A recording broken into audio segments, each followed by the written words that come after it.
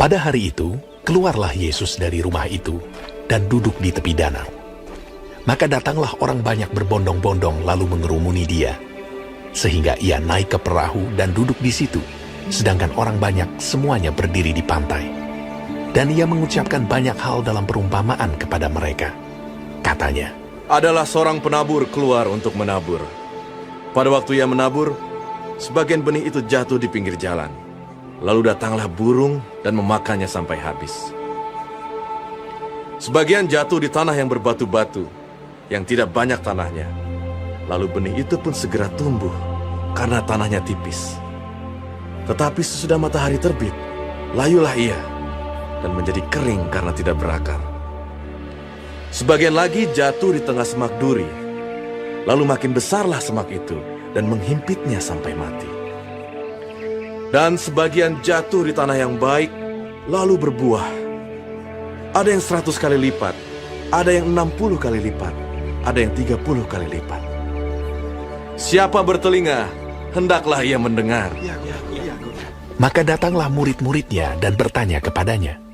Mengapa engkau berkata-kata kepada mereka dalam perumpamaan? Jawab Yesus, Kepadamu diberi karunia untuk mengetahui rahasia kerajaan sorga. Tetapi kepada mereka tidak. Karena siapa yang mempunyai, kepadanya akan diberi, sehingga ia berkelimpahan. Tetapi siapa yang tidak mempunyai, apapun juga yang ada padanya, akan diambil daripadanya. Itulah sebabnya aku berkata-kata dalam perumpamaan kepada mereka. Karena sekalipun melihat, mereka tidak melihat, dan sekalipun mendengar, mereka tidak mendengar dan tidak mengerti.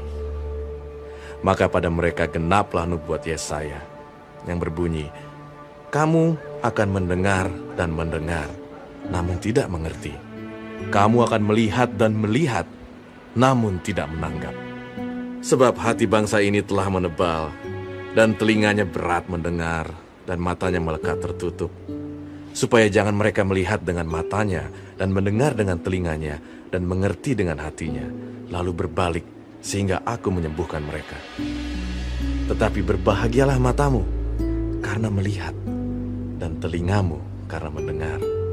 Sebab aku berkata kepadamu, sesungguhnya banyak nabi dan orang benar ingin melihat apa yang kamu lihat, tetapi tidak melihatnya.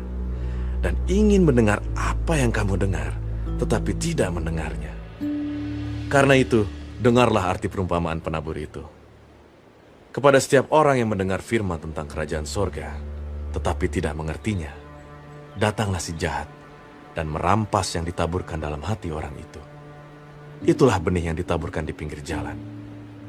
Benih yang ditaburkan di tanah yang berbatu-batu ialah orang yang mendengar firman itu dan segera menerimanya dengan gembira. Tetapi ia tidak berakar dan tahan sebentar saja. Apabila datang penindasan atau penganiayaan karena firman itu, orang itu pun segera murtad. Yang ditaburkan di tengah semak duri ialah orang yang mendengar firman itu. Lalu kekhawatiran dunia ini dan tipu daya kekayaan menghimpit firman itu sehingga tidak berbuah. Yang ditaburkan di tanah yang baik ialah orang yang mendengar firman itu dan mengerti. Dan karena itu ia berbuah. Ada yang 100 kali lipat, ada yang 60 kali lipat, ada yang 30 kali lipat. Yesus membentangkan suatu perumpamaan lain lagi kepada mereka. Katanya, Hal kerajaan sorga itu seumpama orang yang menaburkan benih yang baik di ladangnya. Tetapi pada waktu semua orang tidur, datanglah musuhnya menaburkan benih lalang di antara gandum itu, lalu pergi. Ketika gandum itu tumbuh dan mulai berbulir, nampak jugalah lalang itu. Maka datanglah hamba-hamba tuan ladang itu kepadanya dan berkata, Tuan, bukankah benih baik yang Tuan taburkan di ladang Tuan? Dari manakah lalang itu? Jawab tuan itu, seorang musuh yang melakukannya. Lalu berkatalah hamba-hamba itu kepadanya, Jadi, maukah Tuan supaya kami pergi mencabut lalang itu? Tetapi ia berkata, Jangan, sebab mungkin gandum itu ikut tercabut pada waktu kamu mencabut lalang itu. Biarkanlah keduanya tumbuh bersama sampai waktu menuai. Pada waktu itu, aku akan berkata kepada para penuai, Kumpulkanlah dahulu lalang itu, dan ikatlah berberkas-berkas untuk dibakar. Kemudian kumpulkanlah gandum itu ke dalam lumbungku. Yesus membentangkan suatu perumpamaan lain lagi kepada mereka. Katanya, Hal kerajaan sorga itu seumpama biji sesawi yang diambil dan ditaburkan orang di ladangnya. Memang, biji itu yang paling kecil dari segala jenis benih. Tetapi apabila sudah tumbuh, sesawi itu lebih besar daripada sayuran yang lain, bahkan menjadi pohon, sehingga burung-burung di udara datang bersarang pada cabang-cabangnya. dan ia menceritakan perumpamaan ini juga kepada mereka. Hal kerajaan sorga itu seumpama ragi yang diambil seorang perempuan dan diadukkan ke dalam tepung terigu 3 sukat sampai khamir seluruhnya. Semuanya itu disampaikan Yesus kepada orang banyak dalam perumpamaan. Dan tanpa perumpamaan, suatu pun tidak disampaikannya kepada mereka. Supaya genaplah firman yang disampaikan oleh Nabi. Aku mau membuka mulutku mengatakan perumpamaan. Aku mau mengucapkan hal yang tersembunyi sejak dunia dijadikan. Maka Yesus pun meninggalkan orang banyak itu, lalu pulang. Murid-muridnya datang dan berkata kepadanya, Jelaskanlah kepada kami perumpamaan tentang lalang di ladang itu. Ia menjawab, katanya, Orang yang menaburkan benih baik ialah anak manusia. Ladang ialah dunia. Benih yang baik itu anak-anak kerajaan, dan lalang anak-anak si jahat. Musuh yang menaburkan benih lalang ialah iblis. Waktu menuai ialah akhir zaman, dan para penuai itu malaikat.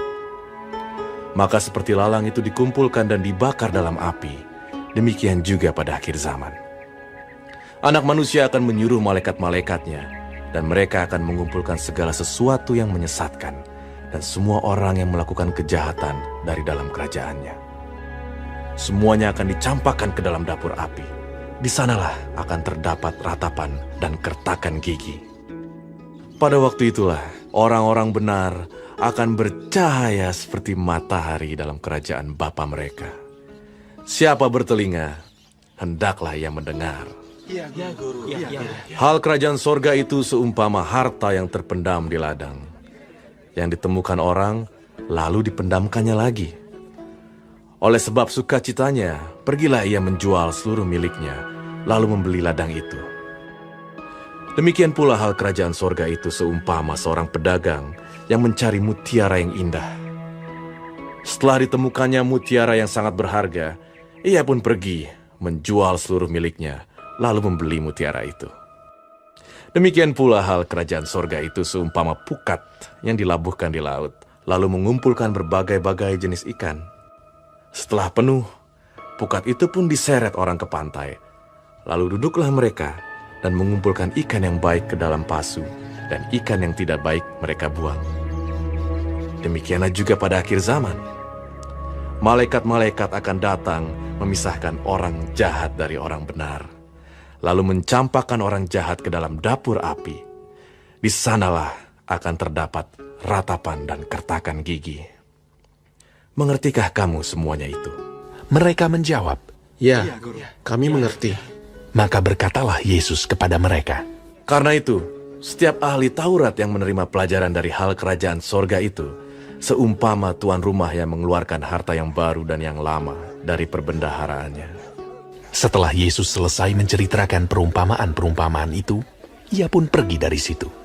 Setibanya di tempat asalnya, Yesus mengajar orang-orang di situ di rumah ibadat mereka.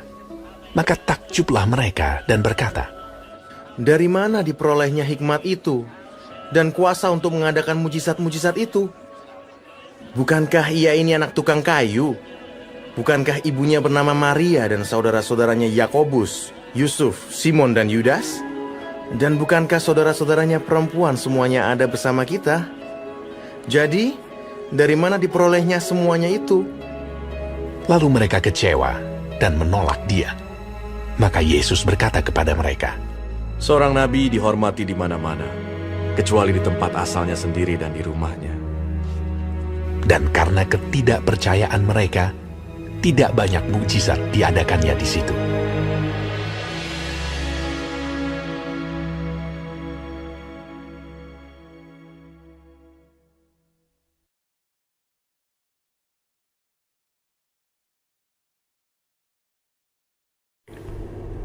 Shalom saudara-saudaraku yang kekasih di dalam Tuhan Yesus Kristus. Puji Tuhan kalau kita masih diberi kesempatan hidup sampai hari ini dan mempelajari firman Tuhan, panduan kehidupan dari Matius 13. Yang pertama mengenai perumpamaan tentang seorang penabur.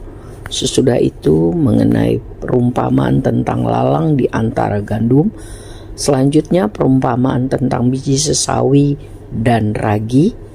Dan penjelasan perumpamaan tentang lalang di antara gandum, perumpamaan tentang harta terpendam dan mutiara yang berharga, perumpamaan tentang pukat, serta yang terakhir Yesus ditolak di Nazaret. Perumpamaan adalah cara Tuhan berbicara tentang kebenaran firman, dianalogikan, diumpamakan dengan tujuan agar pendengar lebih jelas, ya, lebih mengerti tentang maksud firman Tuhan. Mengenai perumpamaan tentang penabur, Tuhan Yesus mengajarkan bahwa setiap kali firman Tuhan disampaikan, respon setiap orang itu berbeda dan hasilnya adalah juga berbeda. Orang yang meresponi dengan positif, mendengar, mengerti, menanggapi dengan positif, maka firman Tuhan itu akan bertumbuh, berakar, dan berbuah lebat. Tetapi sebaliknya, kalau cuma mendengar tapi tidak mengerti, cuma melihat tapi tidak menanggapi, tidak mau berubah, tidak mau berproses, degil hatinya, maka hasilnya juga tidak ada. Hasilnya seperti nol, ya. Waktu kesusahan hidup itu datang, kekhawatiran dunia, tipu daya kekayaan datang, firman itu mati dan tidak berbuah. Jadi Tuhan Yesus mengajarkan bahwa di dalam hidup kita harus rela untuk dibentuk, diproses firman Tuhan, dan harus siap menghadapi ujian-ujian hidup. Semua proses diizinkan Tuhan untuk mendatangkan kebaikan bagi orang yang mau percaya, menerima dengan sungguh-sungguh, mau belajar taat dan setia sampai akhir. Sekali lagi, semuanya melalui proses. Perumpamaan tentang lalang di antara gandum mengajarkan bahwa di dunia ini orang benar dan orang tidak benar itu bertumbuh bersama, hidup bersama. Secara kasat mata tidak dapat dibedakan antara gandum dan lalang pada waktu mereka masih muda. Tetapi pada akhirnya akan jelas perbedaan gandum dengan lalang. Tuhan mengizinkan dua jenis manusia itu bertumbuh bersama-sama.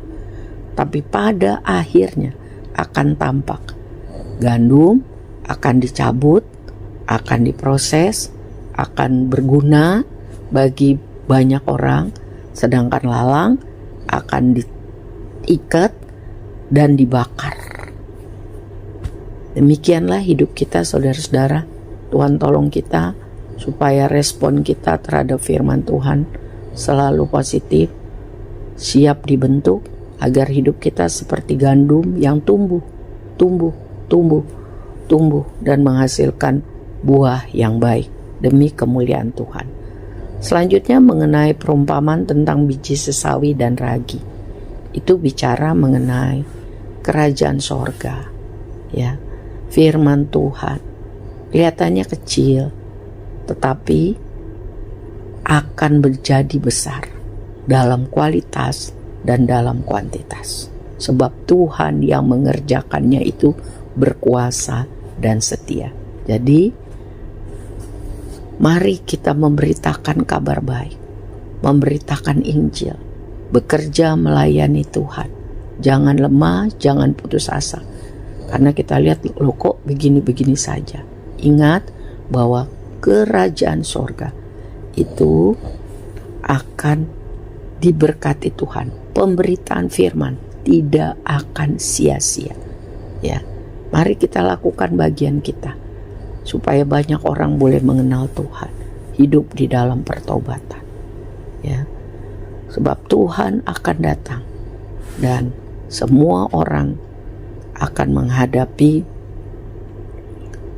penghakiman. Orang benar akan bercahaya seperti matahari dalam kerajaan sorga, tetapi orang yang tidak benar, yang tidak taat, yang tidak setia, yang tidak melakukan bagiannya, ya, dengan sungguh-sungguh akan dicampakkan ke dalam dapur api, dan di sana ada ratapan kertak gigi selamanya. Mengerikan bukan? Jadi sementara kita masih hidup, mari lakukan bagian kita. Jangan gantikan keselamatan, anugerah yang Tuhan berikan itu, yang sangat berharga itu, dengan apapun dan dengan siapapun. Ya, dengan apapun dan dengan siapapun. Karena kerajaan sorga, keselamatan itu sangat berharga. Selanjutnya, perumpamaan tentang pukat ini membicarakan tentang akan ada pemisahan. Akan ada pemisahan pada waktu Tuhan. Ya, pada cara Tuhan. Pada akhir zaman, orang jahat akan dimasukkan ke dalam dapur api. Orang yang tidak menjadi pelaku firman, hanya pendengar saja, itu diibaratkan dengan ikan-ikan yang tidak baik, akan dibuang. Sedangkan ikan yang baik, orang yang mau mendengar, melakukan firman, dan berbuah lebat, diibaratkan sebagai ikan yang baik, dikumpulkan menjadi sesuatu yang berharga bagi kemuliaan nama Tuhan. Yang terakhir, Yesus ditolak di Nazaret, di kampung halamannya. Orang-orang Nazaret merasa mereka sudah kenal Yesus dari bayi, ya, sehingga pikiran mereka terbatas.